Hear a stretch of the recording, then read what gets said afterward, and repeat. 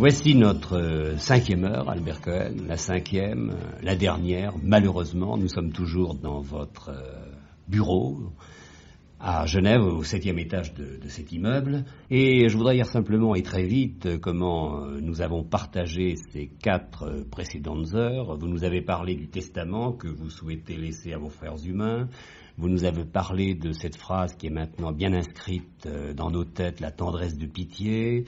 Vous avez parlé de vos 10 ans parce que ce moment a été important pour vous. Je le rappelle encore une fois, un camelot vous a dit ce jour-là, sale petit juif, et cela vous est resté pour la vie entière.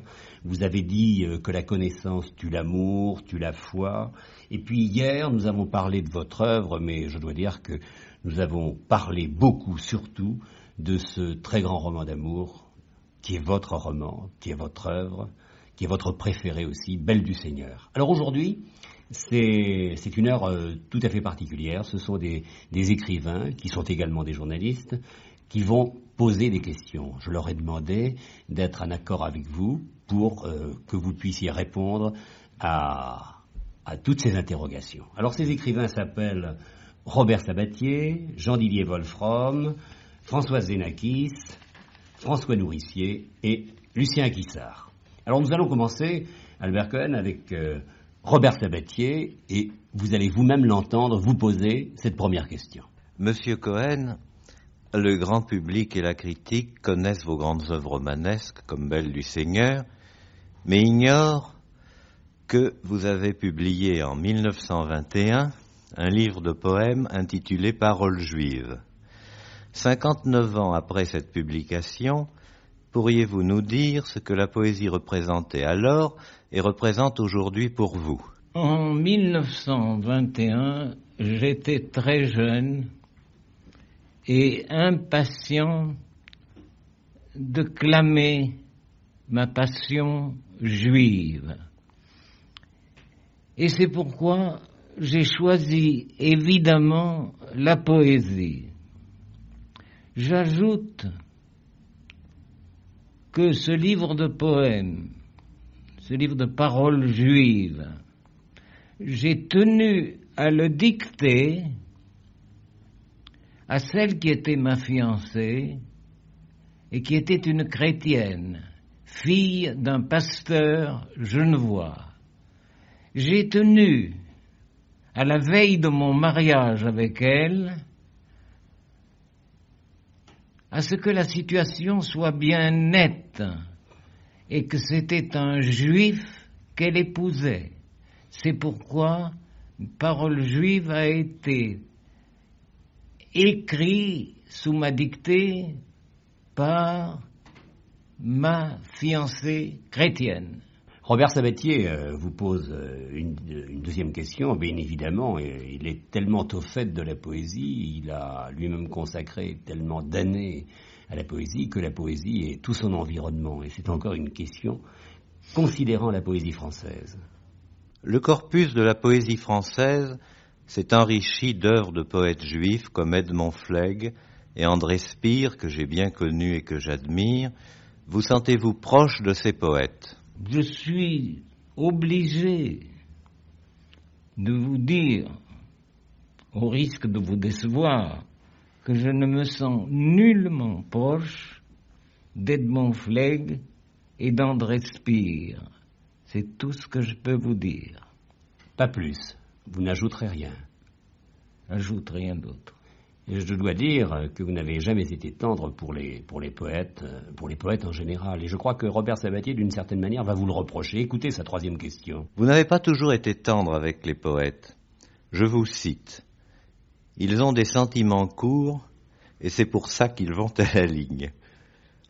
Je suppose que vous adressiez à une certaine race de poètes, mais diriez-vous cela de Valéry, Paul Claudel, Saint-Jean Perse? Et maintenez-vous votre propos, dont je crois qu'il n'était qu'une boutade, car vous êtes un grand romancier, et je crois qu'on n'est pas un grand romancier sans être au fond un poète. Oui, vous avez bien raison de penser que cette boutade ne concernait qu'une certaine race de poètes. Et c'est tout. Parfois, Vous êtes tellement féroce que vous n'allez pas à la ligne. Hein. Vous vous en tenez à ce que vous avez dit. Hein. Oui, enfin, je ne... Vous ne voulez pas en dire plus. Oui, il y a des poètes qui écrivent un mot, puis en écrivent dessous 3 autres, puis dessous 80 peut-être, puis dessous un mot. Tout cela me paraît de la machinerie sans importance. Mais tout de même, Valérie... Mais non dépourvu de vanité, un peu ridicule.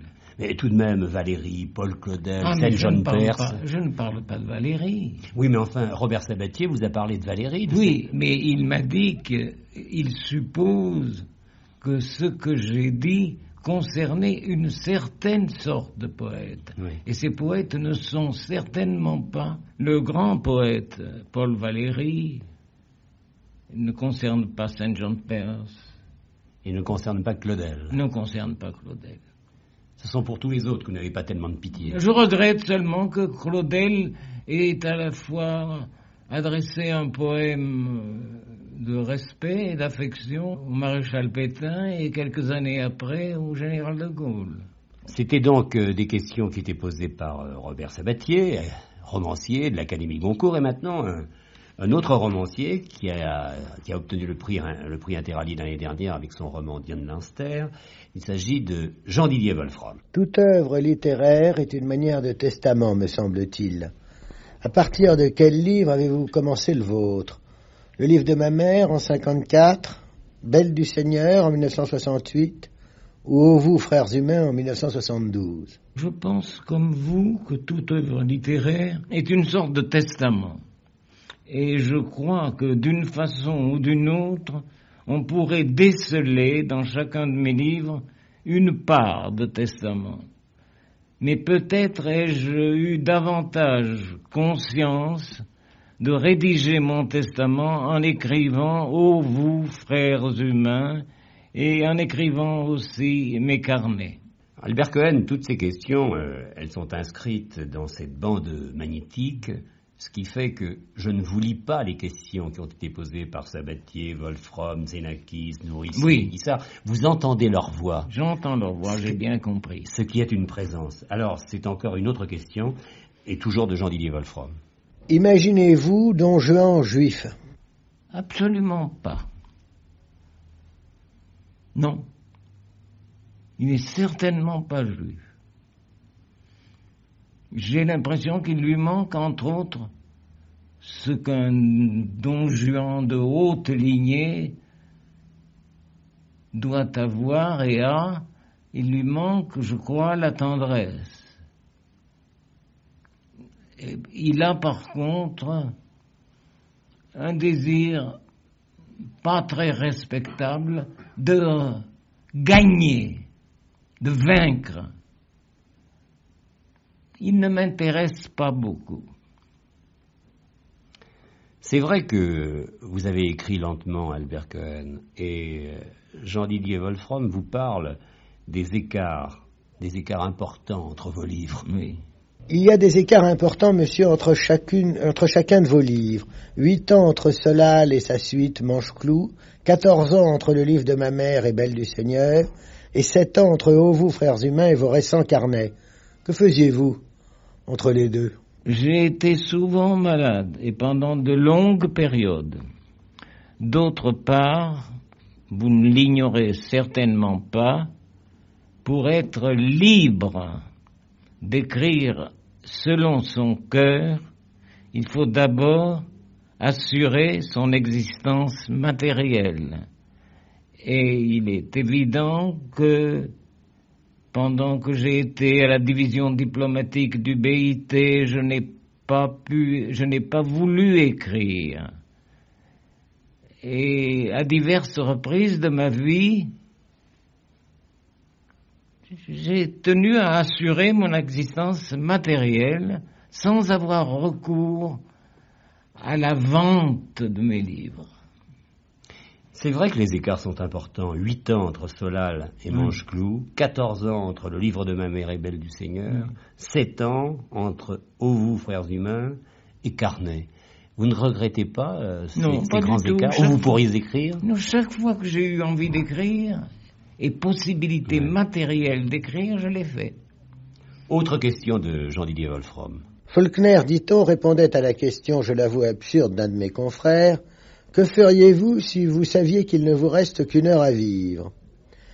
Faulkner répondit, « Je reprendrais mon meilleur texte et l'améliorerais encore. » Dans cette hypothèse triste, monsieur, quel livre choisiriez-vous?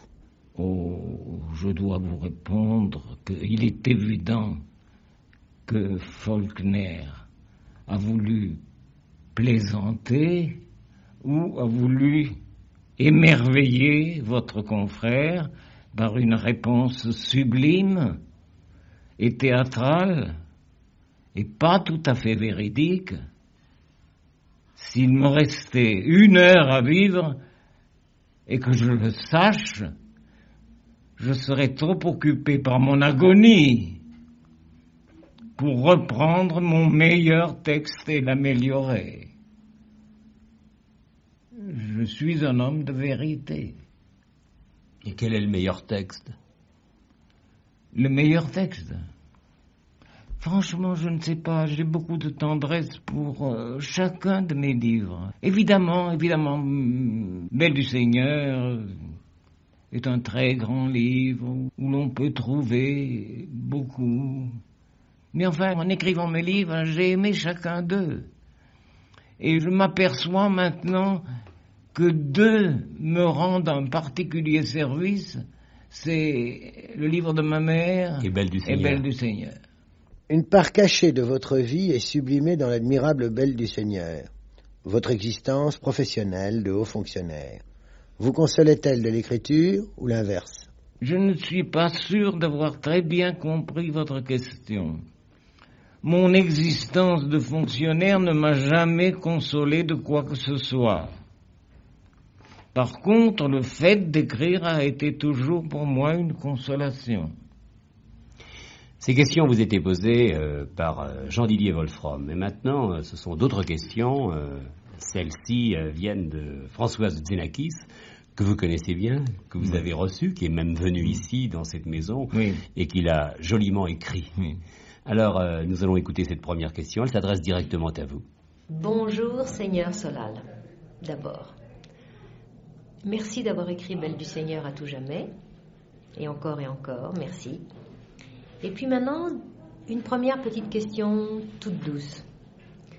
Pourquoi ne donnez-vous pas régulièrement un journal, par exemple à moi, une chronique d'humour, tellement vous êtes un festival de lucidité féroce sur vous et sur les autres.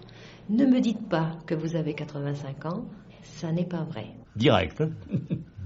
Chère Françoise, gentille Françoise, je vous assure que c'est vrai et que j'ai 85 ans. De plus, je dois vous avouer que je ne serais pas capable, je ne saurais pas écrire des chroniques d'humour chaque semaine. Ce n'est pas ma manière, ce n'est pas ma possibilité. Mais vous n'auriez pas envie? Ce serait épatant, ça. Absolument pas. Je veux avoir dit chaque fois exégie monumentum. Eh bien, les chroniques d'humour, je ne peux pas les appeler un monument. Bon, je suis peut-être trop ambitieux, mais enfin, ainsi suis-je. Serait-ce que vous ne considérez pas le journalisme Non, pas du tout. Il y a des journalistes très bien, entre autres Françoise Xenakis, est une admirable journaliste, mais moi je ne suis pas un admirable journaliste. Alors une deuxième question de Françoise Xenakis.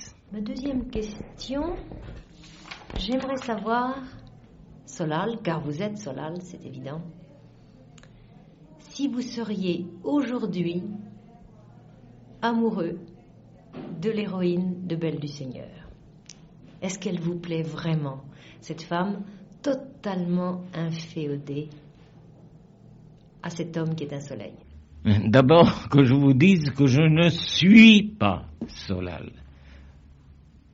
Entre autres, Solal n'a jamais rien écrit. Et puis, je ne suis pas Solal. Je suis pas lui, je le connais bien, je l'aime beaucoup, il est mon compagnon, il est tellement mon compagnon que peut-être certains traits de caractère nous sont communs.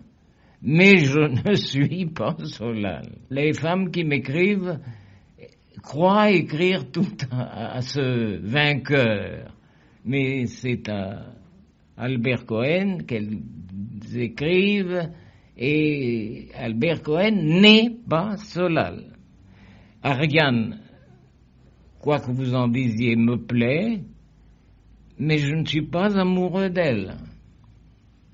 Je suis assez d'accord avec Françoise Xenakis lorsqu'elle vous dit que vous êtes Solal, c'est évident. Et d'ailleurs, vous êtes plein de contradictions, car vous m'avez dit, au cours de ces 5 heures, que vous étiez Solal.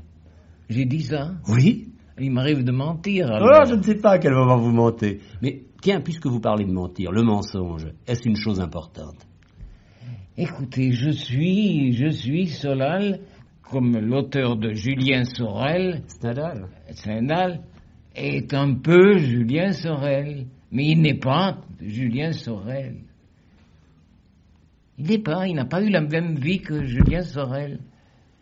Et d'abord, Solal a été sous-secrétaire général de la Société des Nations, et moi je n'ai été à l'ONU que chef de la division de protection juridique et politique des réfugiés. Je n'ai pas gravi aussi haut la montagne de l'ONU. Enfin, vous êtes Solal, mais vous n'aimez pas tellement qu'on puisse le dire. Mais je suis pas. Et puis d'autre part, je comprends très bien l'interrogation de François Xenakis, parce que vous admettez qu'une femme soit totalement inféodée à l'homme que vous êtes, et qui est, comme elle le dit, un soleil. Oui.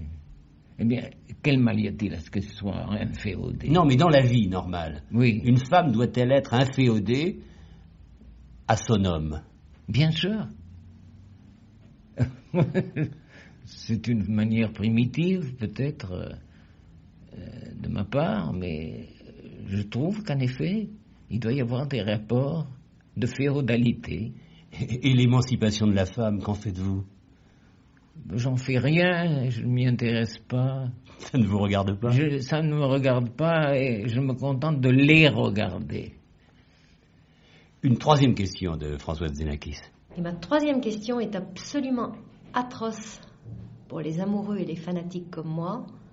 Vous m'avez dit il y a quelques jours, en plissant les yeux, en baissant la tête, parfaitement conscient de l'énormité que vous alliez me dire, Solal ne meurt pas à la fin de mon livre, il s'en tire. Est-ce que vous vous rendez compte de l'énormité de ce que vous m'avez dit par rapport à nous tous lecteurs qui étions persuadés que nous avions lu le plus beau livre d'amour où, à bout d'amour, ils étaient obligés de se tuer? Vous riez maintenant et vous dites, méchant et somptueux, pensez-vous, lui s'en est tiré?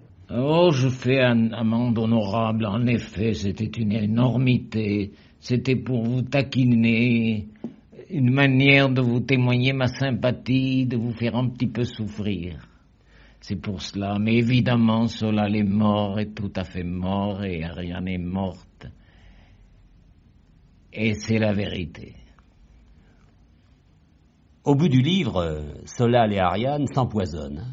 Oui. Bon, mais ce que veut dire Françoise Xenakis, c'est qu'elle a été étonnée par ce que vous lui avez dit, même si vous avez fait une blague. Oui. Parce que, peut-être, l'avez-vous pensé? Non. Ariane va mourir, absolument. Et Solal, le valet de chambre, entre et sauve Solal. Oui, mais c'était vraiment pour l'ennuyer. C'était une manière de l'embrasser. Albert Cohen, je dois vous dire en confidence que votre femme a écouté tout à l'heure la question, plutôt votre réponse à la question de Françoise Xenakis, lorsqu'elle vous demandait, elle vous plaît vraiment, cette femme totalement inféodée à cet homme qui est un soleil? Et vous avez répondu que les femmes étaient inféodées aux hommes. Votre femme n'a pas apprécié. Ça ne lui a pas plu. Non, alors, mais vous ne rectifiez rien. Je rectifierai dans l'intimité. Il faut faire des compliments aux femmes de temps en temps. Pourquoi? Parce qu'elles ont le sentiment de leur infériorité, alors elles ont le complexe de supériorité, parce qu'elles sont inférieures. Mais vous pensez vraiment que les femmes sont inférieures?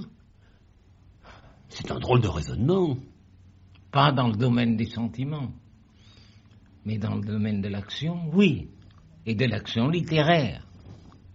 Il n'y a pas de grande femme écrivain. Qui Colette, non. Non, tout de même, non. C'est pas ça. C'est bien fait, il y a des choses très spirituelles, les animaux, tout ça. Non, mais non. Marguerite Yourcenar. J'ai rien lu. Elle est trop laide. Rien de grand ne peut sortir de ce corps affreux. Ah, c'est terrible ce que vous dites là. Oui, sûrement. Vous êtes méchant, hein, vous êtes féroce. Oui. Mais vous n'avez rien lu d'elle, donc vous ne pouvez pas la juger. Non, j'ai rien lu d'elle, mais elle est trop rose. Et puis, elle aime les femmes, tout ça, ça me déplaît beaucoup. Puis elle parle de l'empereur, je ne sais plus quel empereur. Les Mémoires d'Adrien. Oui, c'est un très beau livre, vous savez, magnifique livre. Vraiment très beau livre. Je vais me permettre de vous l'envoyer, il faut que vous le lisiez. Comment est-ce possible que cette femme-là, si laide, si grasse, puisse écrire? Et l'œuvre noire, c'est bien? C'est bien. C'est de l'histoire alchimie. Non, pas du tout. Non, il ne faut pas s'en tenir simplement au mot, au titre. Non, écoutez, Albert Cohen, je vais vous envoyer quelques-uns des livres de Marguerite Yourcenar, et une prochaine fois, je suis persuadé que vous m'en parlerez d'une manière différente. Ah oui? Mais moi, je reviens à Belle du Seigneur. Belle du Seigneur, il y a Solal, il y a Ariane, et je suis persuadé que ce sont des prénoms qui resteront pour plus tard, lorsqu'on étudiera les œuvres. Alors on dira Ariane, Solal, comme on a dit Tristan, Iseult, Roméo et Juliette. Alors il faudra dire Solal et Ariane ou Ariane et Solal? Solal et Ariane, je vous l'ai déjà dit. L'homme d'abord. De l'homme d'abord, bien sûr. Mais vous êtes un véritable macho. Je ne suis pas un macho, mais je suis malgré tout un oriental. Mais non, mais vraiment, est-ce que il y a une femme de génie? Il y a eu une femme de génie. Madame Curie a été une femme de génie parce qu'elle s'est enfuie avec Paul Langevin. Elle a fait la noce avec Paul Langevin en Suisse. Elle a fait autre chose que la noce. Elle a trouvé quelques petites choses, non? C'est un savant. C'est son mari, voyons. Ah bah, comment pouvez-vous savoir? Moi, j'en suis sûr. Elle était sèche. Vous aimez la beauté, hein? Bon. Alors, allons-y. Alors maintenant, après Françoise Xenakis, c'est François Nourricier qui a souhaité poser des questions, ou plutôt, c'est à François Nourricier que j'ai demandé de poser un certain nombre de questions. Alors, François Nourricier, le voici, écoutez-le. Eh bien, Albert Cohen, alors que, si je ne me trompe pas, vous avez fait vos études secondaires en France, à Marseille, vos études supérieures de droit en Suisse, je voudrais savoir qu'est-ce qui vous a poussé à choisir, sur le dernier versant de votre vie, Genève comme lieu de résidence et un passeport suisse comme identité? Cher François Nourricier, je suis content d'entendre votre voix parce que, vous le savez peut-être, je vous aime beaucoup. Je n'ai pas oublié nos rencontres d'il y a quelques années.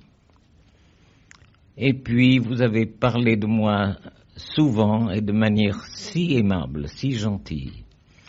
Maintenant, je réponds à votre question. Je n'ai pas choisi la nationalité suisse sur le dernier versant de ma vie, comme vous dites.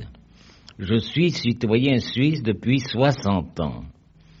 Mes liens avec Genève remontent au temps de mes études universitaires et de mon premier mariage avec une Genevoise. Vous aimez, Albert Cohen, les critiques qui disent du bien de vos livres et vous détestez ceux qui vraiment vous égratignent, vous agacent. Ah, s'ils égratignent, oui. Mais s'ils découvrent un défaut important, je les écoute avec humilité, mais pour le moment, il n'y en a pas eu un. Toute la critique a été bonne. Toute la critique a été bonne. Vous êtes quand même un chanceux. Oui. Toute la critique a été bonne. C'est fou ce que j'ai trucs de la revue de la presse. Vraiment, il y a beaucoup, beaucoup. Et vous lisez tout, hein? Vous êtes attentif à tout ce qui est écrit sur vous. Ça m'intéresse. C'est pour savoir ou par vanité? Mais parce que ça m'intéresse, parce qu'on parle de mes enfants. Je suis content qu'on les aime. Alors, il est vrai que tout le monde se demande ce que vous pouvez penser des écrivains de notre temps, des écrivains contemporains. Mais enfin, François Nourricier vous pose la question d'une manière beaucoup plus directe. Pourriez-vous nous dire, sans aucun souci de courtoisie ni de précaution, quels sont les écrivains de langue française contemporains, vivants, que vous considérez, j'ai envie de dire, comme vos pères, ou si vous voulez que je flatte votre modestie, que vous considérez comme les plus grands? Cher François Nourricier, il faut que je vous avoue que depuis de longues années, je ne lis presque jamais de romans. Je me tourne de plus en plus vers le documentaire et surtout vers les biographies. Toute vie humaine vraie me passionne. Je regrette de ne pas avoir répondu comme vous le souhaitiez sans doute. Vous n'êtes pas capable de dire un seul nom. Je lis pas de romans. Pourtant, vous avez une très bonne vue et vous avez une très grande curiosité. Mais j'aime beaucoup les mémoires. Beaucoup. Ça, oui. Ou les vies de gens passés. Mais les romans... Écoutez, le hasard fait que quand j'ouvre un roman, je me rends compte tout de suite de certaines choses. D'abord, s'il est imprimé en gros caractère avec 125 pages, j'en veux pas. Je suis peut-être injuste, je rate quelque chose de magnifique, mais j'en veux pas. Il faut que ce soit plus long. Et quand ce n'est pas très serré, je vous confie des choses absurdes. Quand ce n'est pas très serré, quand il y a un dialogue de quelques mots, puis encore quelques mots, puis encore quelques mots, puis un blanc, puis une description, ça me plaît pas, ça m'intéresse pas, je vois tout de suite ce que c'est. J'ai reçu un livre d'une juive qui tombe, un roman d'une juive qui tombe amoureuse d'un arabe. Je n'en ai pas voulu, parce que ça ne peut pas être bon. Ça ne peut pas être bon. Et peut-être avez-vous peur de découvrir un écrivain qui serait plus grand que vous, qui écrirait mieux que vous. Écoutez. Il y a un peu de jalousie, là. Le coup de foudre que j'ai subi devant un écrivain, c'était au Caire. J'entre dans une librairie, je vois un nom que je ne connaissais pas du tout, il y a très longtemps de cela, c'était en 1920-21. Il s'appelait Marcel Proust.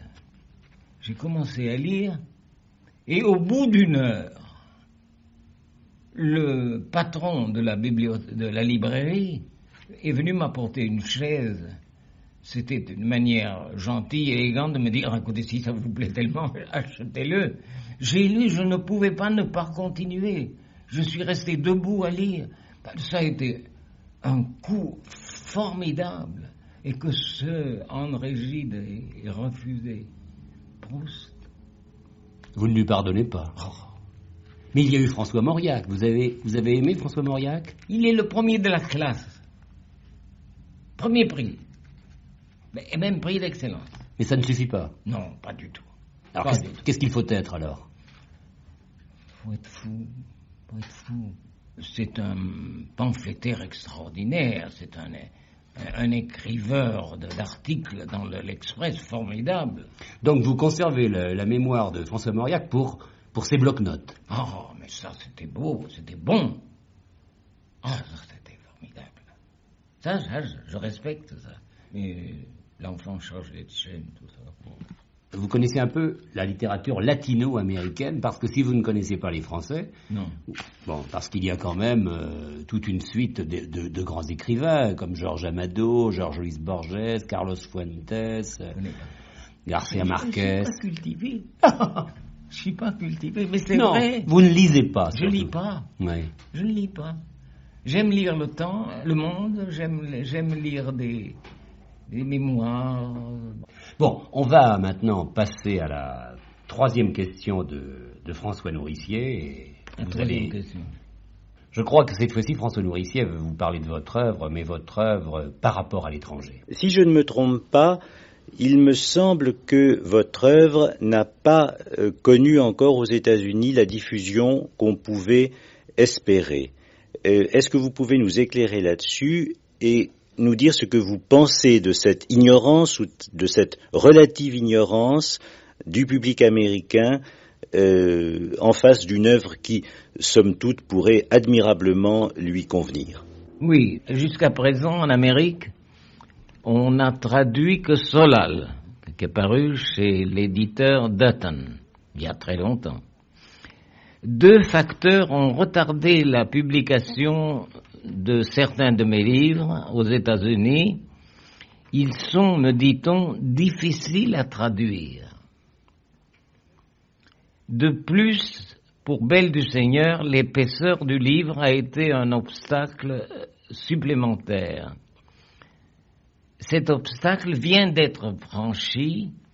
Belle du Seigneur sera bientôt traduit en anglais et publié aux États-Unis chez un très grand éditeur, me dit Gallimard, c'est Farr, Ross & Giroux.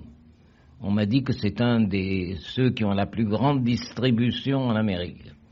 On vient de traduire aussi en allemand Belle du Seigneur. Vous êtes impatient de savoir comment les Américains, les Allemands, les Anglais vont accueillir vos œuvres? Oui, Solal, autrefois, a été vraiment très bien accueilli. Mais je pense surtout à Belle du Seigneur. Ah, ça, je crois que ça sera bien accueilli. Si c'est bien traduit, ça sera bien accueilli, je crois. Mais il faut que ça soit bien traduit. Albert Cohen, dans cette pièce où nous sommes en ce moment à Genève, il y a des armoires, et dans ces armoires, il y a des documents. Vous ne voulez pas me dire, et je respecte ce secret, quel est le livre que vous allez bientôt nous offrir, mais je sais que vous écrivez, et je sais aussi qu'il y a là beaucoup de manuscrits. Oui, il y a un manuscrit, par exemple, intitulé Vision, c'est un titre très naïf, qui avait enthousiasmé Max Jacob, qui m'avait dit « Oh, mais il faut le publier tout de suite ».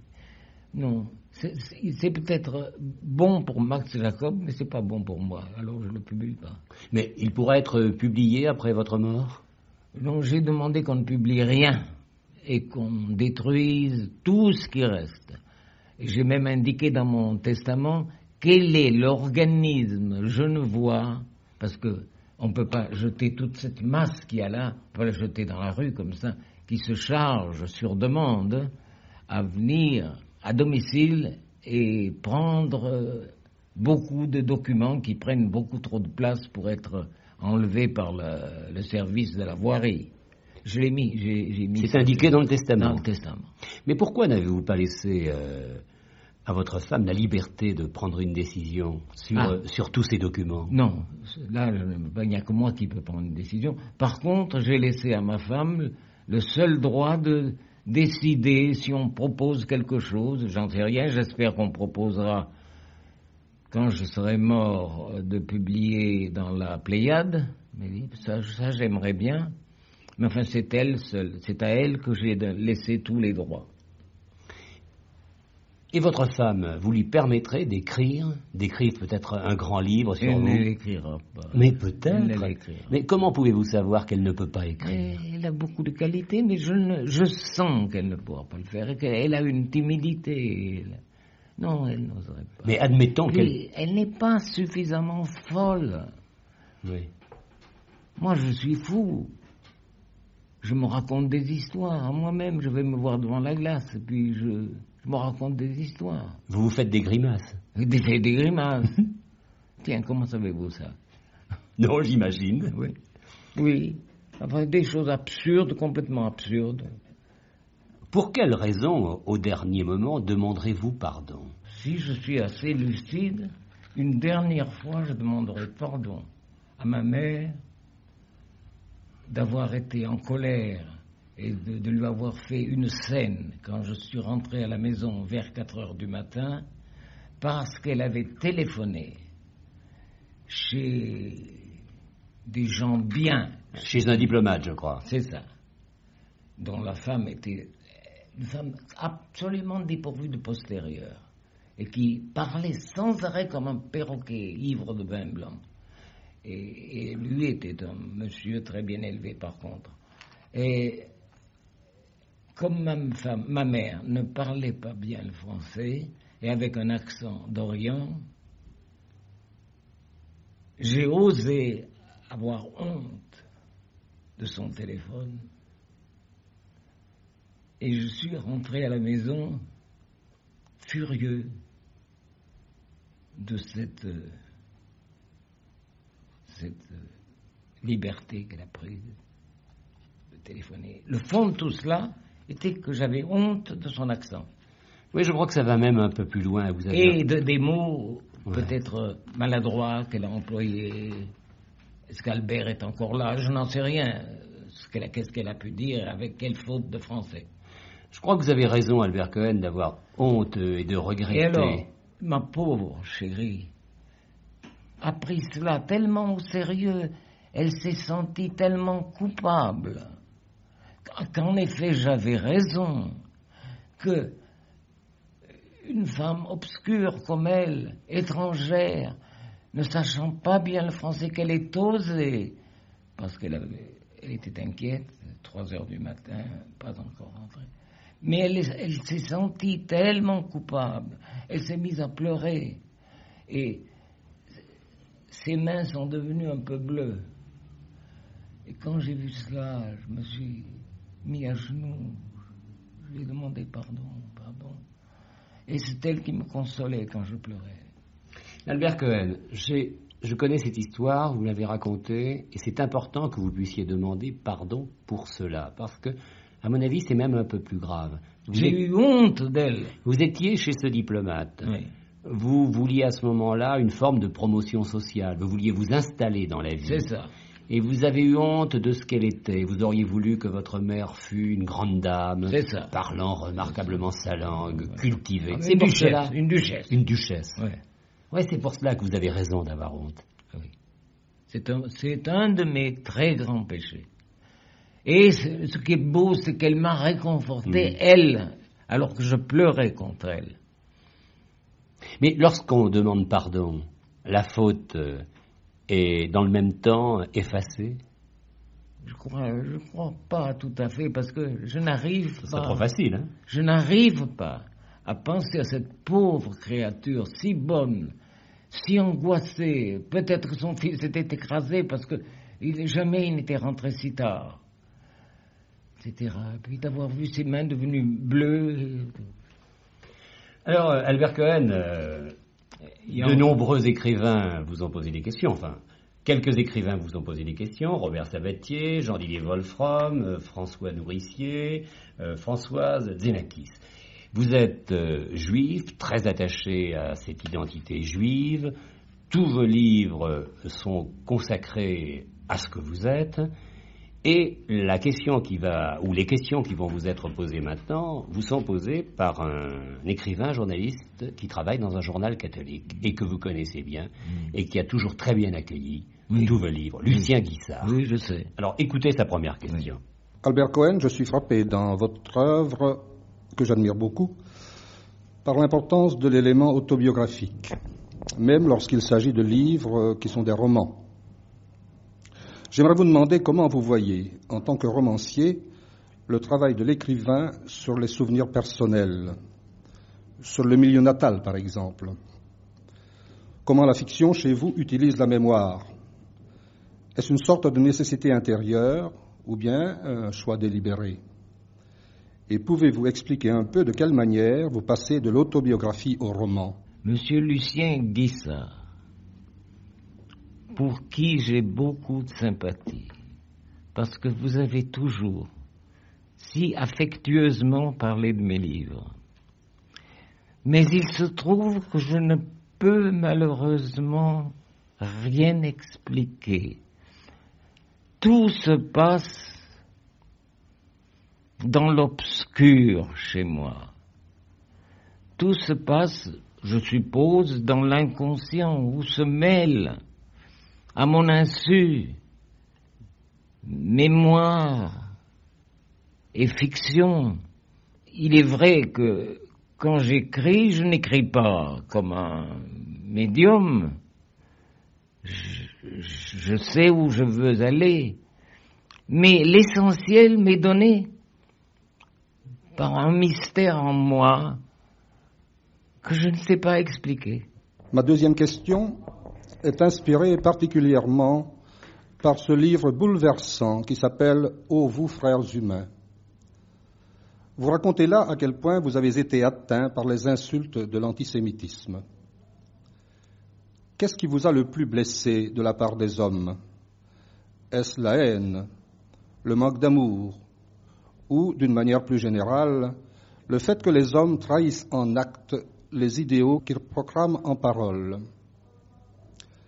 Et qu'attendez-vous de vos contemporains aujourd'hui dans l'ordre des rapports humains? Ce qui m'a blessé profondément, ce qui a blessé l'enfant que j'étais, c'est la découverte de la haine. C'est la découverte aussi, parce que j'ai eu des tentations de croire ce qu'on m'avait dit, de croire que mon père mangeait le pain des Français, de croire que j'étais vraiment pas voulu. J'étais né, j'aimais la France, j'aimais les Français, j'aimais terriblement la langue. Elle me paraissait comme quelque chose de magique. Et puis alors j'ai constaté qu'on me renvoyait. Et ce qui a été le plus terrible, c'est que la petite foule qui était autour du vendeur de détacheurs universels s'est écartée pour me laisser passer. Qu'il n'y ait pas eu un seul qui soit intervenu pour défendre le petit enfant de 10 ans. Qui avait été insulté. Qui avait été tellement insulté, à qui on avait dit de partir, qu'on ne l'aimait pas. Les Juifs espionnés pour l'Allemagne étaient tous des traîtres. Et j'ai eu la tentation de croire que c'était peut-être vrai, puisque personne n'avait protesté. Parce que aucun homme ne s'est mis à me protéger. Je suis parti, et puis, vous le savez peut-être, vous le savez certainement, puisque vous avez lu mon livre, je n'ai rien trouvé de mieux que de vouloir partir, m'en aller. Mais je n'avais que quelques francs, je n'ai pas pu prendre de train une fois arrivé à la gare, et puis je suis allé dans un cabinet d'aisance. Et je suis resté là, à contempler mon sort dans le WC et dans l'eau pas très propre du WC. J'étais là, je ne comprenais pas, je ne comprenais rien. Et ensuite, j'ai marché dans les rues sans comprendre. Mais alors, chose qui m'étonne encore, c'est qu'à partir d'un certain moment, je me suis réconforté et je me suis promis de raconter cela un jour, du haut d'une montagne peut-être, le mal qu'on m'avait fait, et devenu un peu fou, le long de la rue Saint-Ferréol, je murmurais, je vous apprendrai la bonté. Le fils ou le petit-fils et le très petit-fils de mes ancêtres prophètes a parlé en moi à ce moment-là. Mais je vous assure que quand je suis rentré à la maison, je me rappelle, c'était une prostituée qui m'a dit « Qu'est-ce que tu fais dans les rues? C'est minuit, rentre chez toi. » Et que je suis rentré chez moi et que j'ai raconté. Alors, il y a une chose qui était terrible pour moi, c'est de penser que mon père était un affreux et que ma mère était une affreuse. Enfin, quand je suis rentré, j'ai raconté tout cela à mes parents, et puis mes parents ont pleuré, moi j'ai pleuré aussi, et il y avait de quoi déguster par un antisémite ces trois qui pleuraient.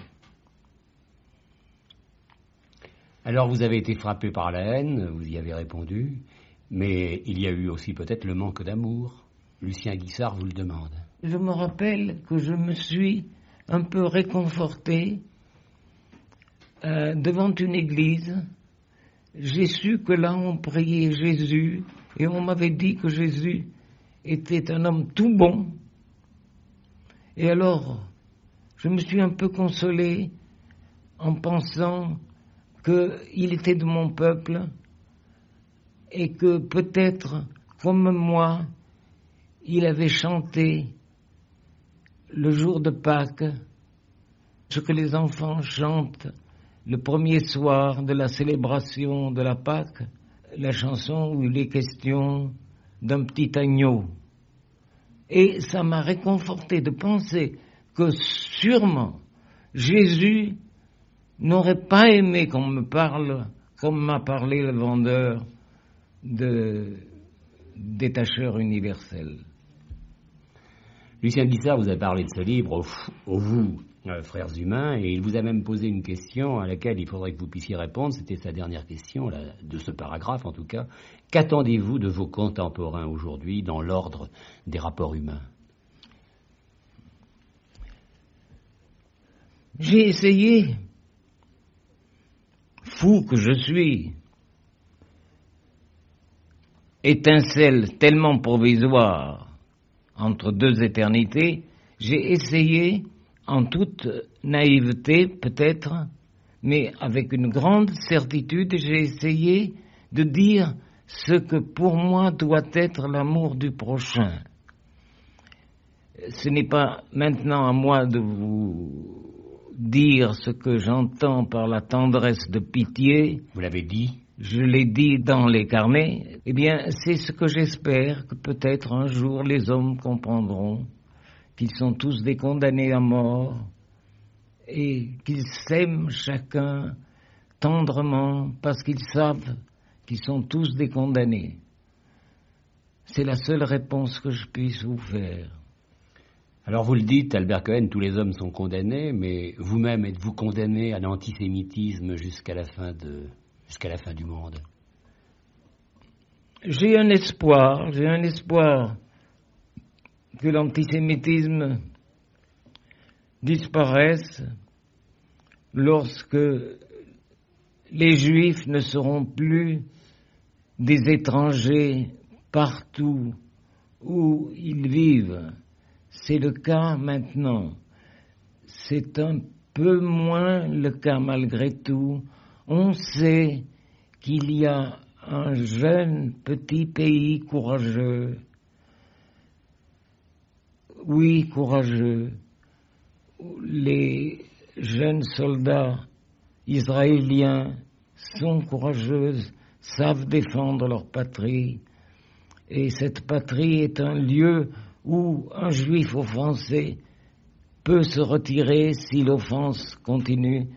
Mais j'espère qu'avec la création d'une patrie juive, l'antisémitisme diminuera, car nous ne serons plus partout des étrangers qui ne peuvent se réfugier que dans un pays étranger. Qu'ils ont enfin, si on les offense, la possibilité d'aller là où l'on peut être juif sans en avoir gêne ou honte. Mais dites-vous, il vous arrive de dire œil pour œil, dent pour dent? Vous savez, je n'accepte pas toujours tout ce qu'il y a dans la Bible. C'était un peuple très primitif, il y a 4000 ans. Et il avait le sentiment de la justice.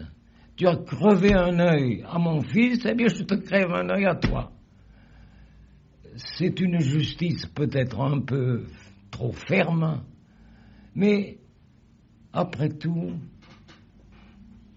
c'est mieux que les guerres, c'est mieux que la méchanceté gratuite pour un homme qui a eu la malchance d'être né juif. Je sais qu'il y a des juifs très bons, je n'ai qu'à penser à ma mère, pour savoir qu'elle est digne de respect et d'affection. Lucien Guissard vous pose une troisième question, et ce sera la dernière question posée par cette équipe d'écrivains. J'ai été très ému aussi en lisant vos carnets. Il y a là le souvenir de votre mère. Il y a la fidélité aux personnes que vous avez aimées. Il y a la quête avide d'une vie après la vie. La quête de Dieu, à la fois malgré son absence et dans une sorte de hantise passionnée. Vous reprochez aux croyants de n'être pas des témoins dignes de foi, et on comprend sans peine votre déception.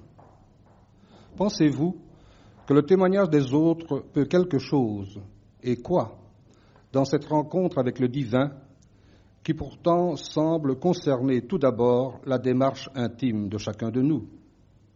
Est-ce seulement le scandale devant les mauvais croyants qui vous inspire vos reproches, ou bien est-ce une attente plus mystérieuse? Oui, il est vrai que les mauvais croyants me scandalisent.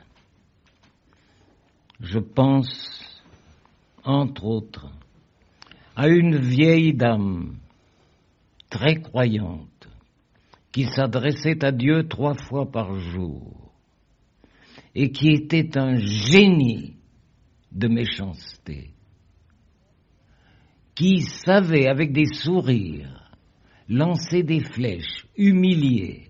Cependant, je dois ajouter que je connais de vrais croyants dont la vie est un exemple et que je respecte.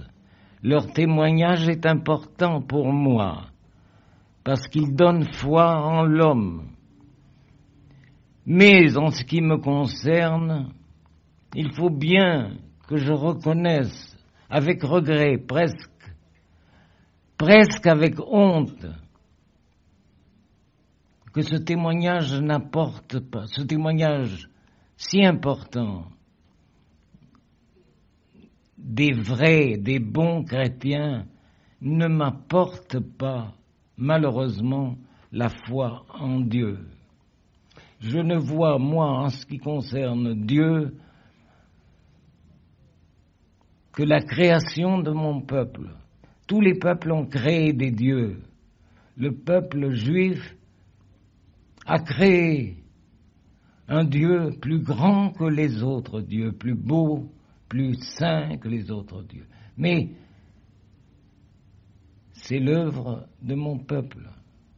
C'est le tempérament prophétique dirigé vers le ciel. Y a-t-il chez vous, Albert Cohen, cette quête avide d'une vie après la vie? J'ai quelque gêne à être si certain qu'il n'y a pas de vie après la vie. Quelle vie peut être celle? Je sais qu'on peut me répondre d'âme, de me parler de l'âme, etc. Mais vraiment, ce n'est pas convaincant. Ce n'est pas convaincant parce que je souffre et où je suis heureux par mon corps, par mes yeux qui voient, par mes oreilles qui entendent et qui sont charmés lorsque c'est ma femme qui me parle. Je ne peux pas croire en un monde où l'on peut rire sans lèvres, voir et jouir de la vue sans yeux. Voilà, vous avez répondu à ces écrivains. Je rappelle qu'ils étaient Robert Sabatier, Jean-Didier Wolfram, Françoise Xenakis, François Nourricier et Lucien Guissard. Nous avons passé 5 heures, nous avons partagé 5 heures.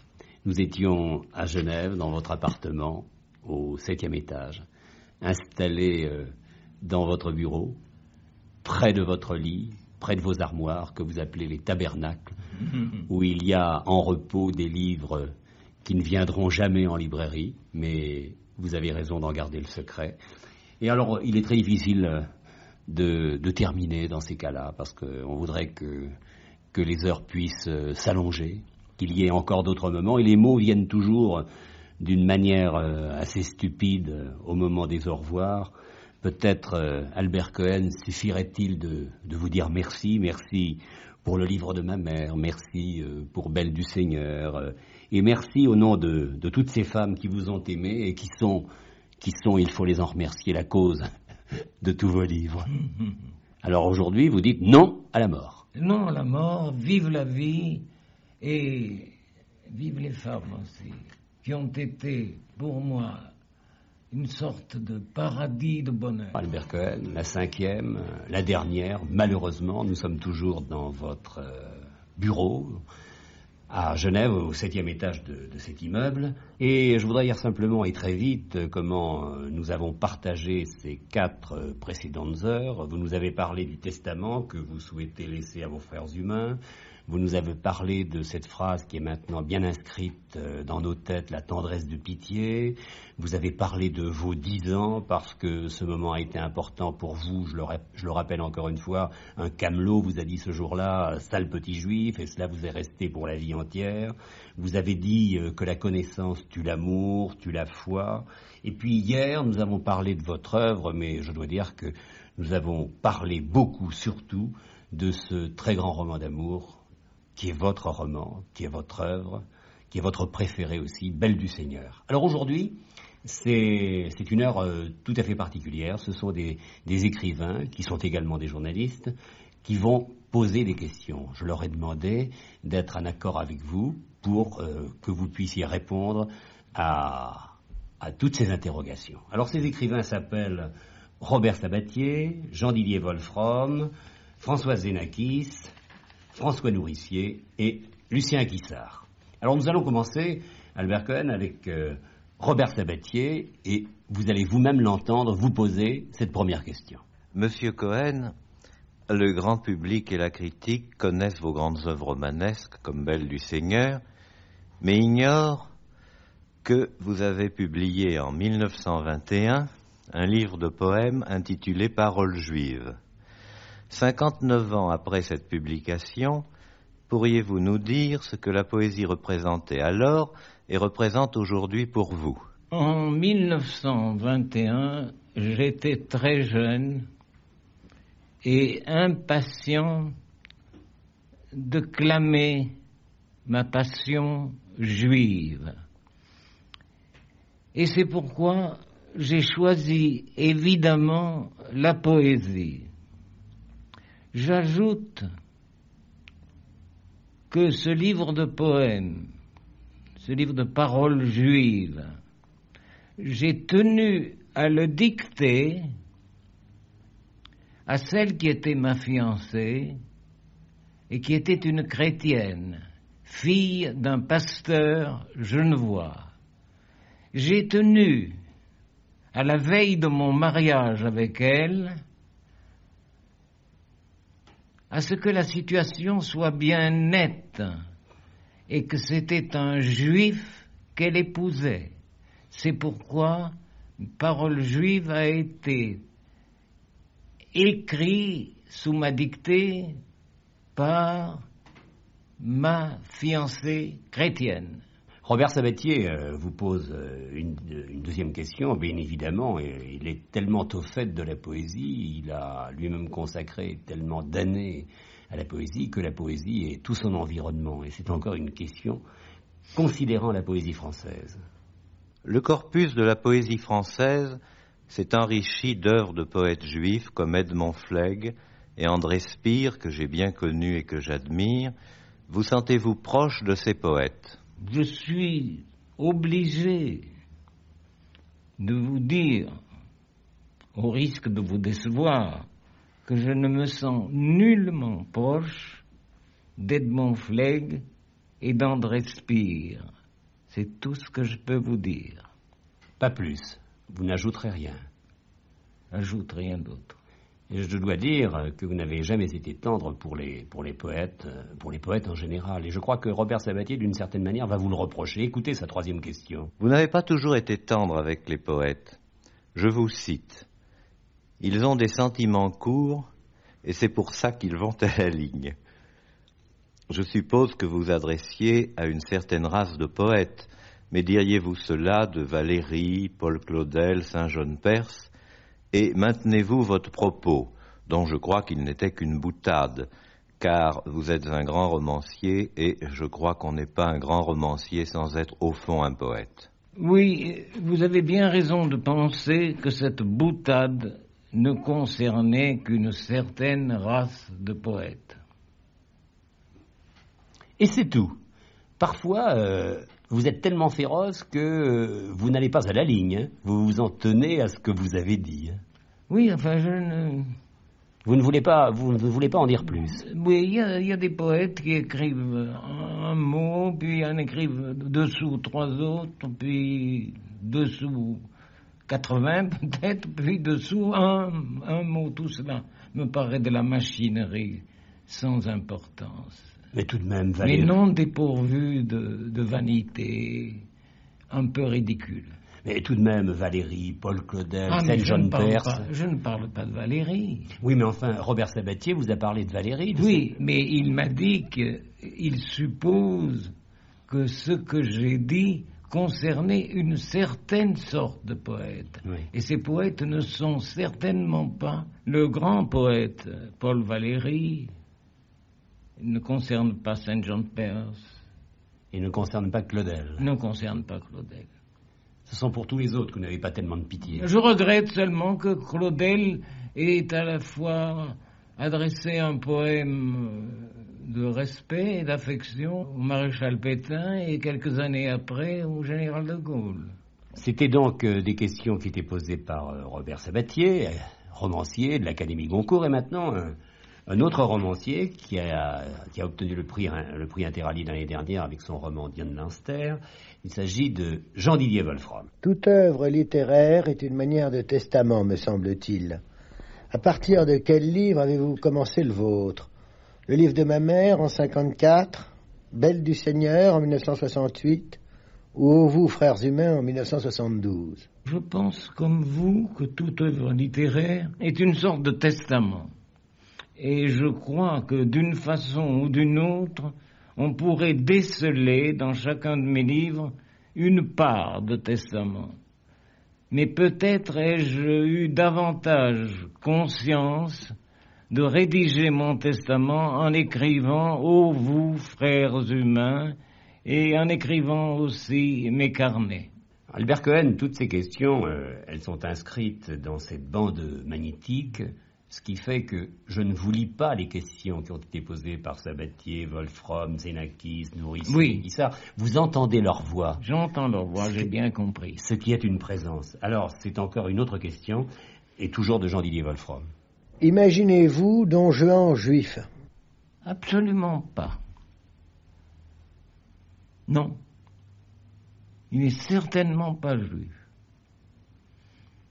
J'ai l'impression qu'il lui manque, entre autres, ce qu'un Don Juan de haute lignée doit avoir et a. Il lui manque, je crois, la tendresse. Il a par contre un désir pas très respectable de gagner, de vaincre. Il ne m'intéresse pas beaucoup.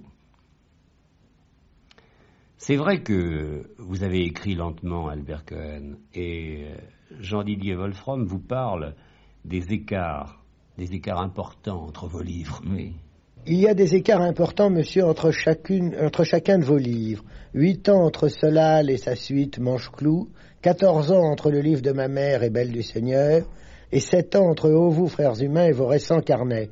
Que faisiez-vous entre les deux? J'ai été souvent malade, et pendant de longues périodes. D'autre part, vous ne l'ignorez certainement pas, pour être libre d'écrire selon son cœur, il faut d'abord assurer son existence matérielle. Et il est évident que pendant que j'ai été à la division diplomatique du BIT, je n'ai pas voulu écrire. Et à diverses reprises de ma vie, j'ai tenu à assurer mon existence matérielle sans avoir recours à la vente de mes livres. Autre question de Jean-Didier Wolfrom. Faulkner, dit-on, répondait à la question, je l'avoue absurde, d'un de mes confrères, « Que feriez-vous si vous saviez qu'il ne vous reste qu'une heure à vivre ?» Faulkner répondit, « Je reprendrais mon meilleur texte et l'améliorerais encore. » Dans cette hypothèse triste, monsieur, quel livre choisiriez-vous? Oh, je dois vous répondre qu'il est évident que Faulkner a voulu plaisanter ou a voulu émerveiller votre confrère par une réponse sublime et théâtrale et pas tout à fait véridique. S'il me restait une heure à vivre et que je le sache, je serais trop occupé par mon agonie pour reprendre mon meilleur texte et l'améliorer. Je suis un homme de vérité. Et quel est le meilleur texte? Le meilleur texte? Franchement, je ne sais pas. J'ai beaucoup de tendresse pour chacun de mes livres. Évidemment, Belle du Seigneur est un très grand livre où l'on peut trouver beaucoup. Mais enfin, en écrivant mes livres, j'ai aimé chacun d'eux. Et je m'aperçois maintenant que deux me rendent un particulier service, c'est le livre de ma mère et Belle du Seigneur. Une part cachée de votre vie est sublimée dans l'admirable Belle du Seigneur. Votre existence professionnelle de haut fonctionnaire. Vous consolait-elle de l'écriture ou l'inverse? Je ne suis pas sûr d'avoir très bien compris votre question. Mon existence de fonctionnaire ne m'a jamais consolé de quoi que ce soit. Par contre, le fait d'écrire a été toujours pour moi une consolation. Mais maintenant, ce sont d'autres questions. Celles-ci viennent de Françoise Xenakis, que vous connaissez bien, que vous avez reçu, qui est même venu ici, dans cette maison, et qui l'a joliment écrit. Alors, nous allons écouter cette première question. Elle s'adresse directement à vous. Bonjour, Seigneur Solal. D'abord, merci d'avoir écrit Belle du Seigneur à tout jamais. Et encore, merci. Et puis maintenant, une première petite question toute douce. Pourquoi ne donnez-vous pas régulièrement un journal, par exemple à moi, une chronique d'humour, tellement vous êtes un festival de lucidité féroce sur vous et sur les autres. Ne me dites pas que vous avez 85 ans, ça n'est pas vrai. Direct. Chère Françoise, gentille Françoise, je vous assure que c'est vrai et que j'ai 85 ans. De plus, je dois vous avouer que je ne serais pas capable, je ne saurais pas écrire des chroniques d'humour chaque semaine. Ce n'est pas ma manière, ce n'est pas ma possibilité. Mais vous n'auriez pas envie? Ce serait épatant, ça. Absolument pas. Je veux avoir dit chaque fois exégie monumentum. Eh bien, les chroniques d'humour, je ne peux pas les appeler un monument. Bon, je suis peut-être trop ambitieux, mais enfin, ainsi suis-je. Serait-ce que vous ne considérez pas le journalisme Non, pas du tout. Il y a des journalistes très bien, entre autres Françoise Xenakis, c'est une admirable journaliste, mais moi, je ne suis pas un admirable journaliste. Alors, une deuxième question de Françoise Xenakis. Ma deuxième question, j'aimerais savoir, Solal, car vous êtes Solal, c'est évident, si vous seriez aujourd'hui amoureux de l'héroïne de Belle du Seigneur. Est-ce qu'elle vous plaît vraiment, cette femme totalement inféodée à cet homme qui est un soleil? D'abord, que je vous dise que je ne suis pas Solal. « Entre autres, Solal n'a jamais rien écrit. Et puis je ne suis pas Solal. Je ne suis pas lui, je le connais bien, je l'aime beaucoup, il est mon compagnon. Il est tellement mon compagnon que peut-être certains traits de caractère nous sont communs. Mais je ne suis pas Solal. Les femmes qui m'écrivent croient écrire tout à ce vainqueur. Mais c'est à Albert Cohen qu'elles écrivent, et Albert Cohen n'est pas Solal.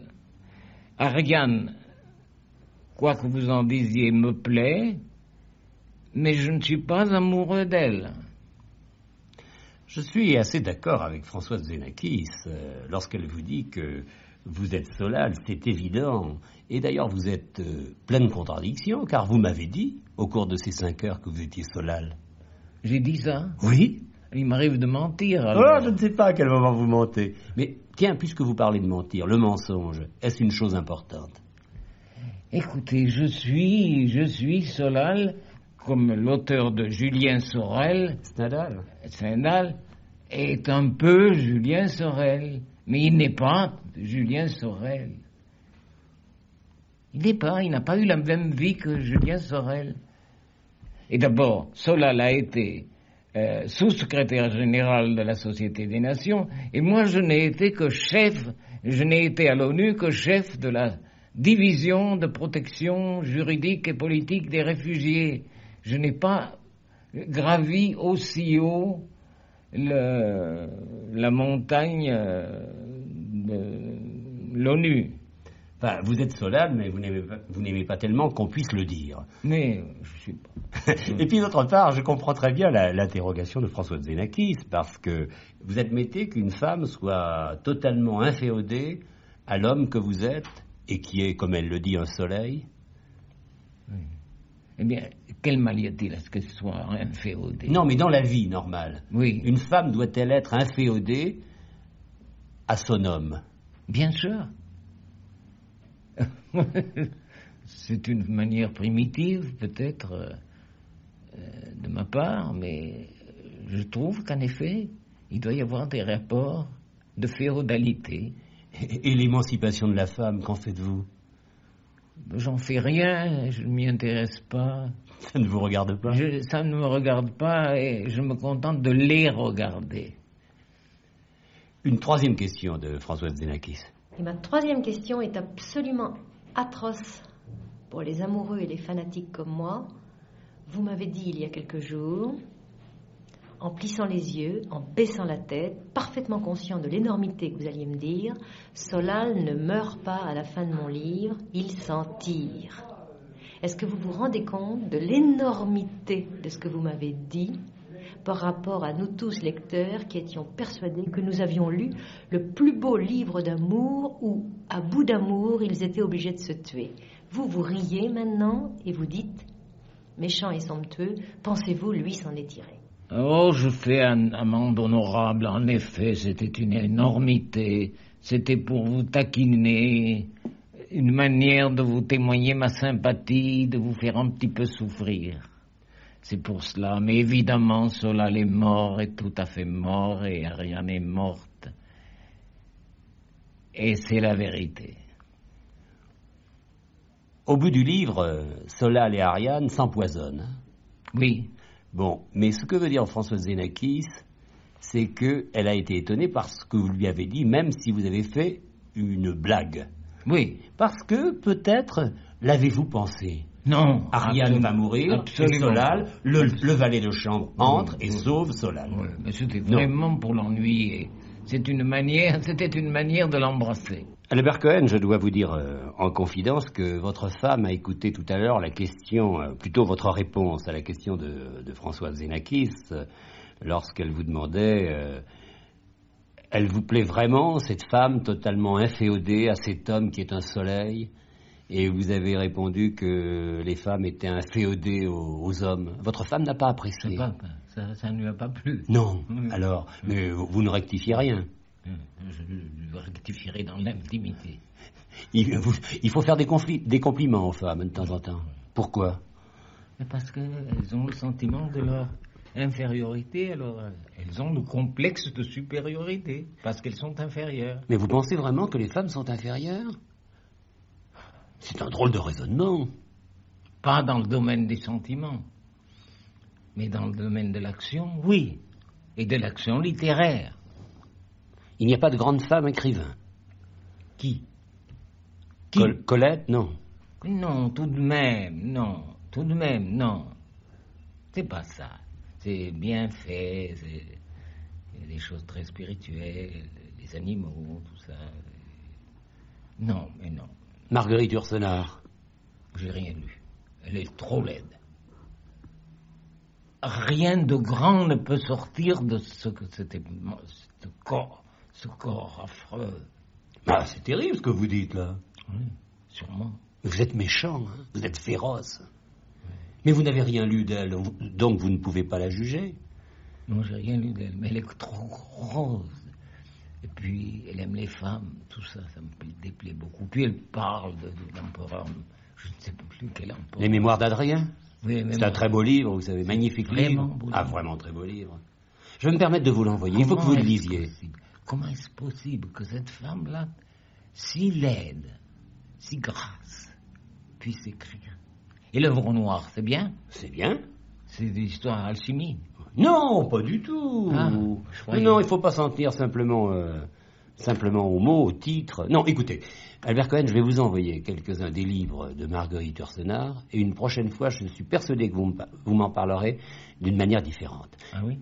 Mais moi, je reviens à Belle du Seigneur. Belle du Seigneur, il y a Solal, il y a Ariane, et je suis persuadé que ce sont des prénoms qui resteront pour plus tard, lorsqu'on étudiera les œuvres. Alors on dira Ariane, Solal, comme on a dit Tristan, Iseult, Roméo et Juliette. Alors il faudra dire Solal et Ariane ou Ariane et Solal? Solal et Ariane, je vous l'ai déjà dit. L'homme d'abord. De l'homme d'abord, bien sûr. Mais vous êtes un véritable macho. Je ne suis pas un macho, mais je suis malgré tout un oriental. Mais non, mais vraiment, est-ce que il y a une femme de génie? Il y a eu une femme de génie. Madame Curie a été une femme de génie parce qu'elle s'est enfuie avec Paul Langevin.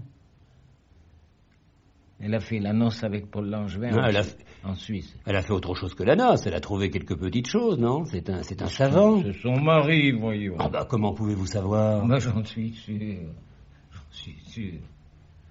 Elle était sèche. Vous aimez la beauté, hein? Ah oui. Alors, allons-y.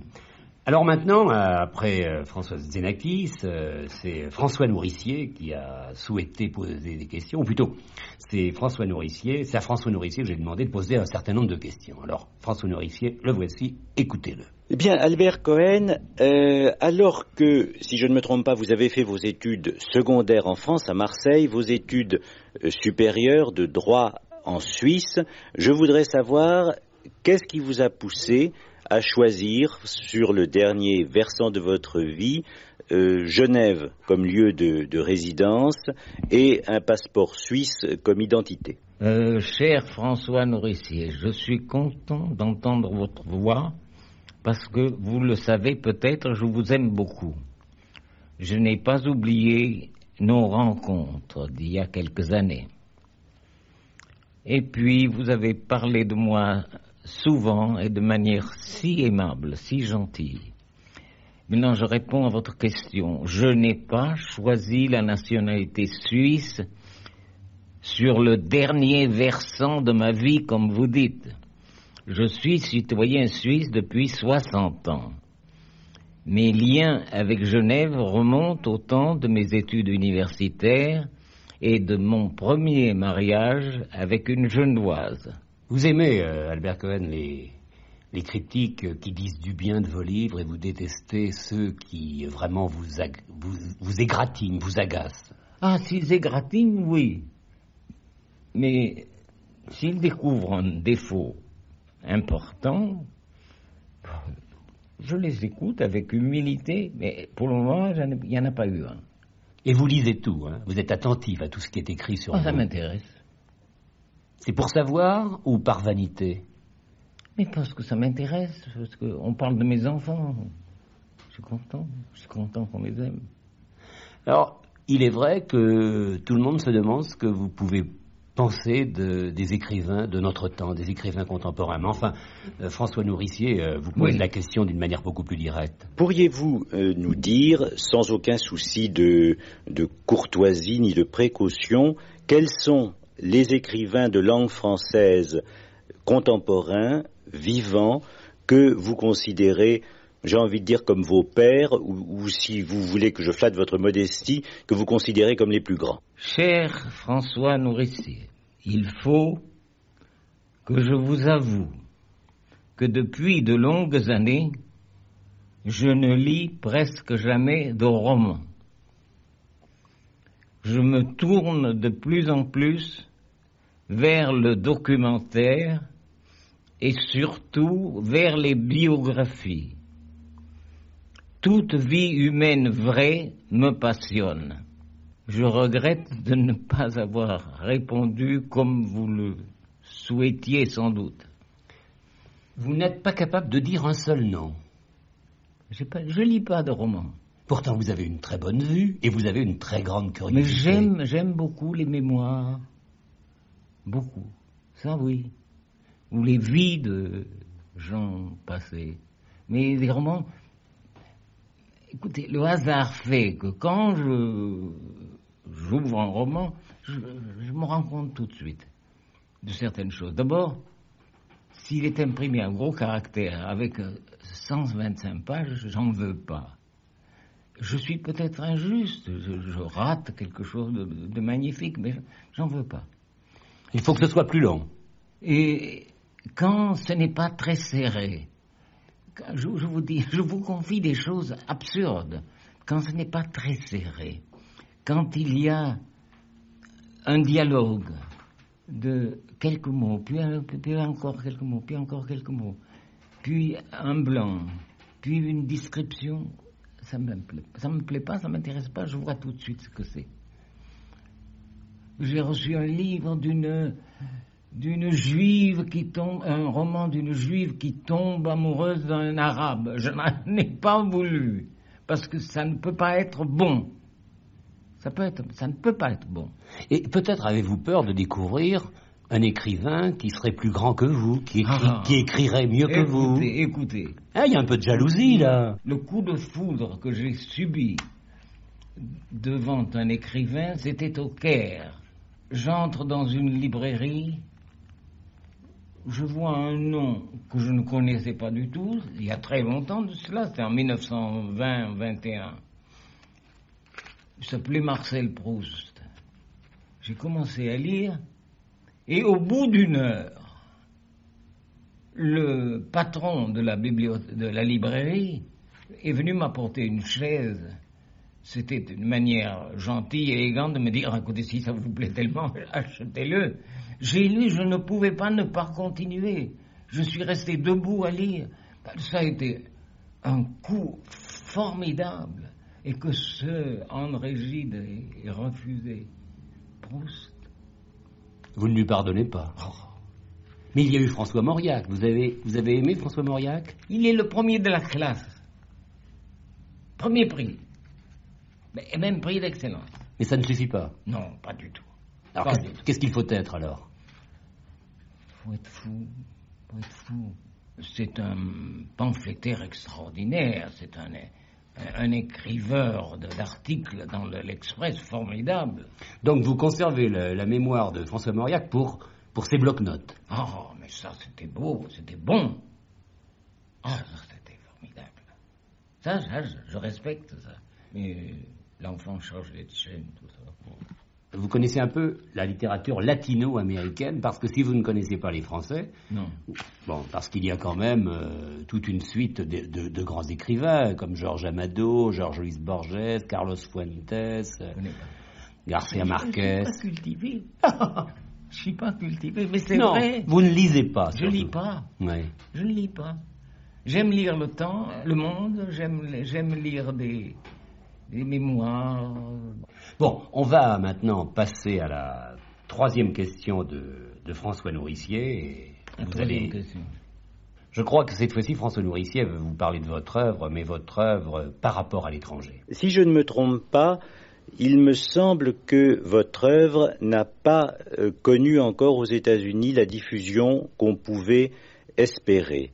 Est-ce que vous pouvez nous éclairer là-dessus et nous dire ce que vous pensez de cette ignorance ou de cette relative ignorance du public américain en face d'une œuvre qui, somme toute, pourrait admirablement lui convenir?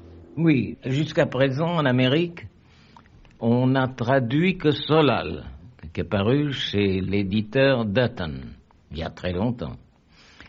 2 facteurs ont retardé la publication de certains de mes livres aux États-Unis.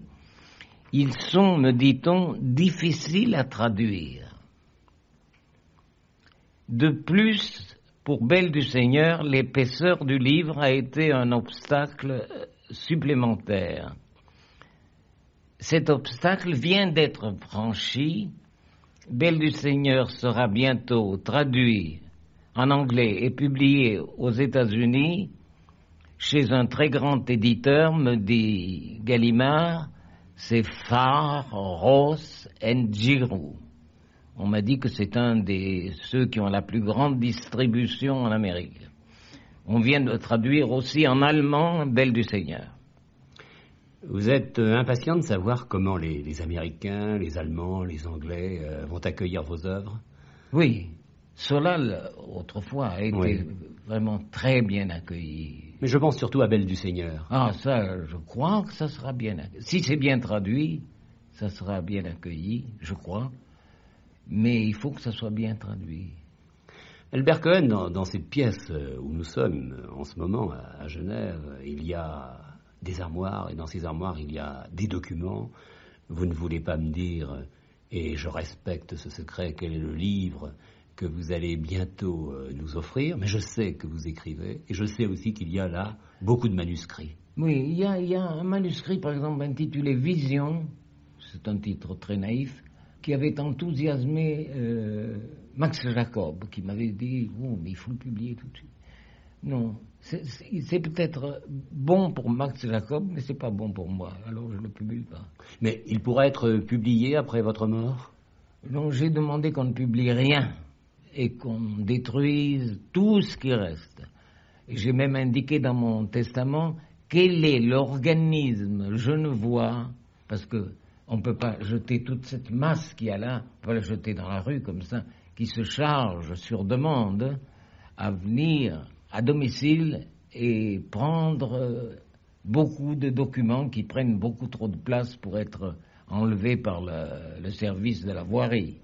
Je l'ai mis, j'ai mis. C'est indiqué dans le testament. Dans le testament. Mais pourquoi n'avez-vous pas laissé à votre femme la liberté de prendre une décision sur tous ces documents? Non, là, il n'y a que moi qui peux prendre une décision. Par contre, j'ai laissé à ma femme le seul droit de décider si on propose quelque chose. J'en sais rien, j'espère qu'on proposera, quand je serai mort, de publier dans la Pléiade. Mais ça j'aimerais bien. Mais enfin, c'est elle seule, c'est à elle que j'ai laissé tous les droits. Pour quelle raison, au dernier moment, demanderez-vous pardon?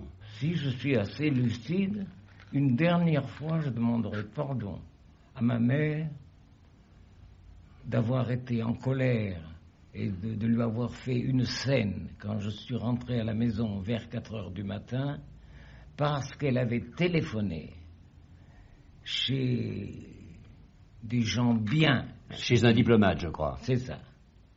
Dont la femme était une femme absolument dépourvue de postérieur et qui parlait sans arrêt comme un perroquet ivre de vin blanc. Et lui était un monsieur très bien élevé par contre. Et comme ma mère ne parlait pas bien le français et avec un accent d'Orient, j'ai osé avoir honte de son téléphone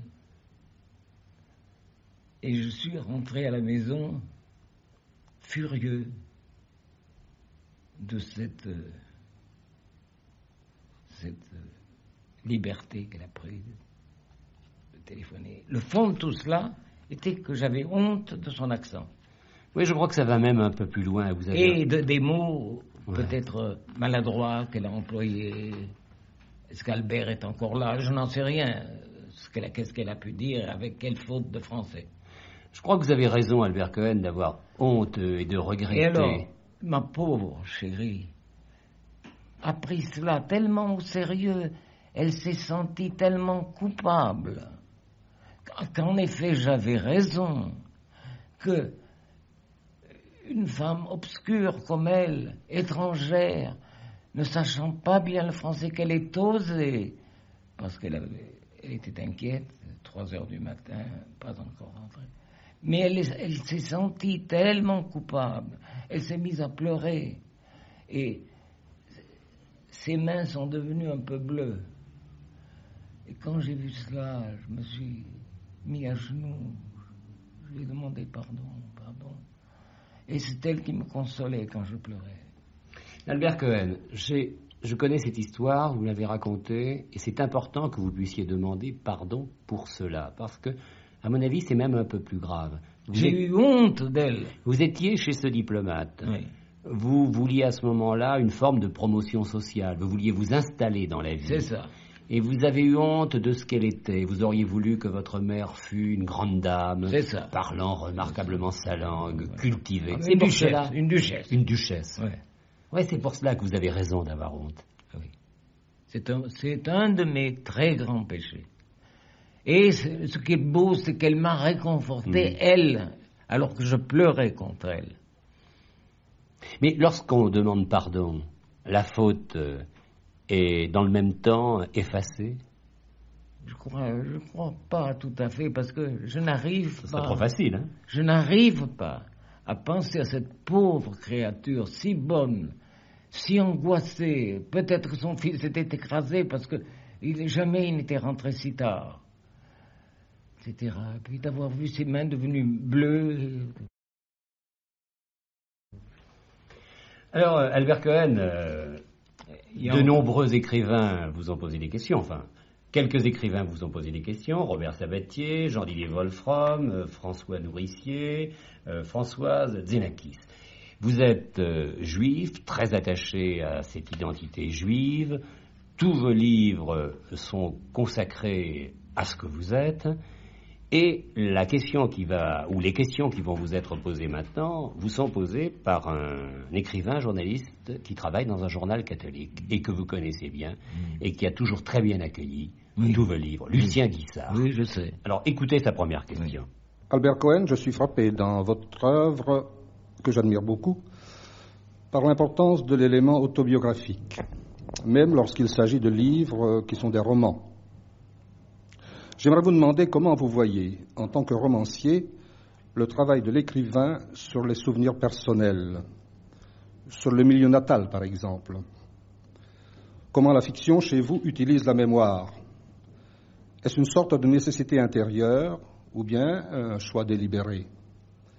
Et pouvez-vous expliquer un peu de quelle manière vous passez de l'autobiographie au roman? Monsieur Lucien Guissard, pour qui j'ai beaucoup de sympathie, parce que vous avez toujours si affectueusement parlé de mes livres. Mais il se trouve que je ne peux malheureusement rien expliquer. Tout se passe dans l'obscur chez moi. Tout se passe, je suppose, dans l'inconscient, où se mêlent à mon insu, mémoire et fiction. Il est vrai que quand j'écris, je n'écris pas comme un médium.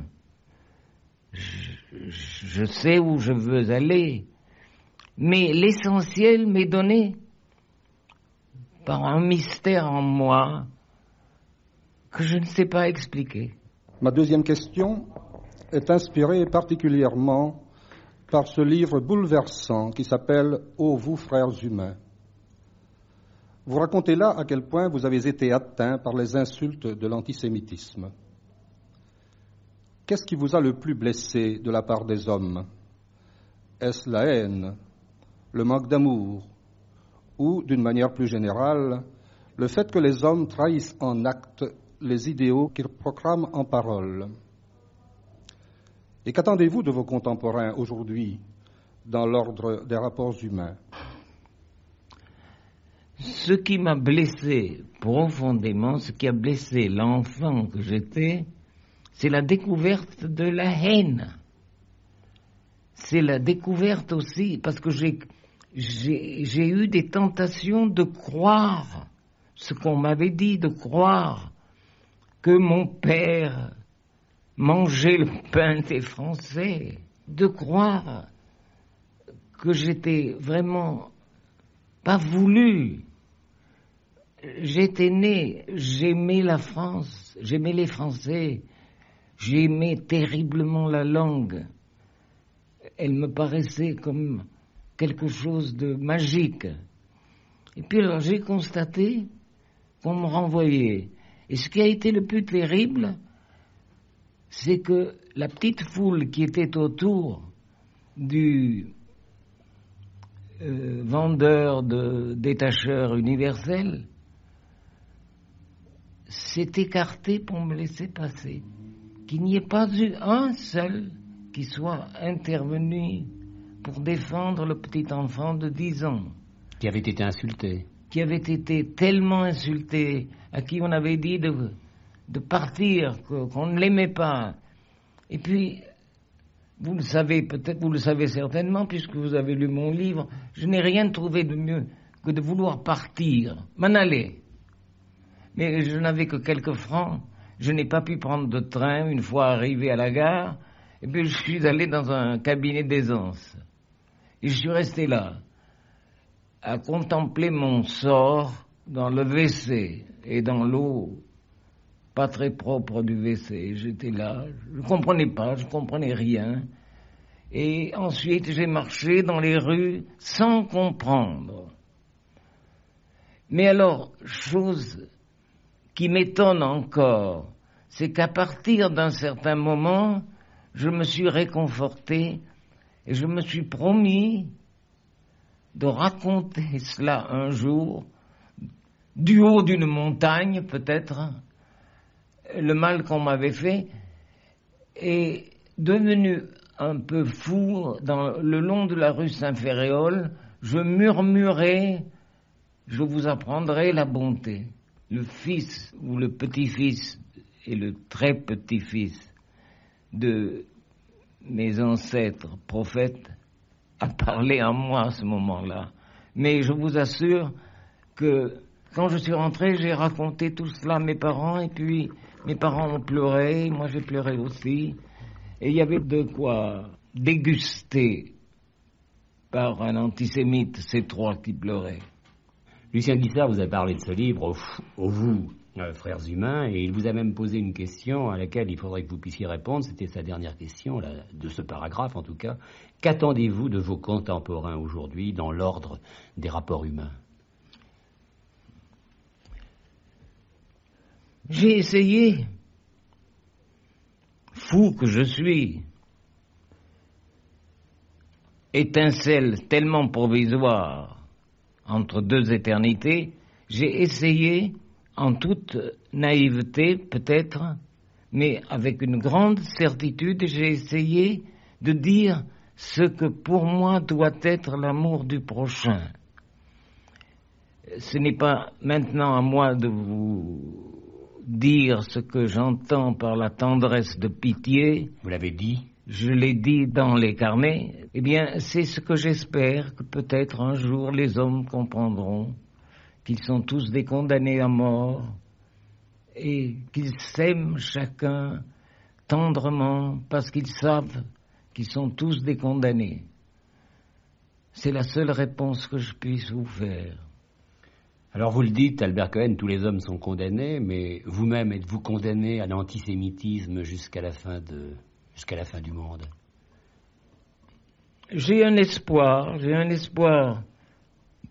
que l'antisémitisme disparaisse lorsque les Juifs ne seront plus des étrangers partout où ils vivent. C'est le cas maintenant. C'est un peu moins le cas malgré tout. On sait qu'il y a un jeune petit pays courageux, oui, courageux. Les jeunes soldats israéliens sont courageux, savent défendre leur patrie. Et cette patrie est un lieu où un juif offensé peut se retirer si l'offense continue. Mais j'espère qu'avec la création d'une patrie juive, l'antisémitisme diminuera, car nous ne serons plus partout des étrangers qui ne peuvent se réfugier que dans un pays étranger. Qu'ils ont enfin, si on les offense, la possibilité d'aller là où l'on peut être juif sans en avoir gêne ou honte. Mais dites-vous, il vous arrive de dire œil pour œil, dent pour dent? Vous savez, je n'accepte pas toujours tout ce qu'il y a dans la Bible. C'était un peuple très primitif, il y a 4000 ans. Et il avait le sentiment de la justice. Tu as crevé un œil à mon fils, eh bien je te crève un œil à toi. C'est une justice peut-être un peu trop ferme, mais après tout, c'est mieux que les guerres, c'est mieux que la méchanceté gratuite pour un homme qui a eu la malchance d'être né juif. Je sais qu'il y a des juifs très bons, je n'ai qu'à penser à ma mère pour savoir qu'elle est digne de respect et d'affection. Lucien Guissard vous pose une troisième question, et ce sera la dernière question posée par cette équipe d'écrivains. J'ai été très ému aussi en lisant vos carnets. Il y a là le souvenir de votre mère. Il y a la fidélité aux personnes que vous avez aimées. Il y a la quête avide d'une vie après la vie. La quête de Dieu, à la fois malgré son absence et dans une sorte de hantise passionnée. Vous reprochez aux croyants de n'être pas des témoins dignes de foi, et on comprend sans peine votre déception. Pensez-vous que le témoignage des autres peut quelque chose, et quoi, dans cette rencontre avec le divin, qui pourtant semble concerner tout d'abord la démarche intime de chacun de nous? Est-ce seulement le scandale devant les mauvais croyants qui vous inspire vos reproches, ou bien est-ce une attente plus mystérieuse? Oui, il est vrai que les mauvais croyants me scandalisent. Je pense, entre autres, à une vieille dame très croyante qui s'adressait à Dieu 3 fois par jour et qui était un génie de méchanceté, qui savait avec des sourires lancer des flèches, humilier.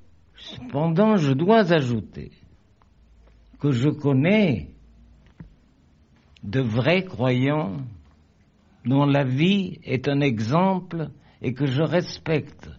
Leur témoignage est important pour moi parce qu'ils donnent foi en l'homme. Mais en ce qui me concerne, il faut bien que je reconnaisse avec regret, presque avec honte, que ce témoignage n'apporte pas, ce témoignage si important des vrais, des bons chrétiens ne m'apporte pas, malheureusement, la foi en Dieu. Je ne vois, moi, en ce qui concerne Dieu, que la création de mon peuple. Tous les peuples ont créé des dieux. Le peuple juif a créé un Dieu plus grand que les autres dieux, plus beau, plus saint que les autres dieux. Mais c'est l'œuvre de mon peuple. C'est le tempérament prophétique dirigé vers le ciel. Y a-t-il chez vous, Albert Cohen, cette quête avide d'une vie après la vie? J'ai quelque gêne à être si certain qu'il n'y a pas de vie après la vie. Quelle vie peut être celle? Je sais qu'on peut me répondre d'âme, de me parler de l'âme, etc. Mais vraiment, ce n'est pas convaincant. Ce n'est pas convaincant parce que je souffre et où je suis heureux par mon corps, par mes yeux qui voient, par mes oreilles qui entendent et qui sont charmés lorsque c'est ma femme qui me parle.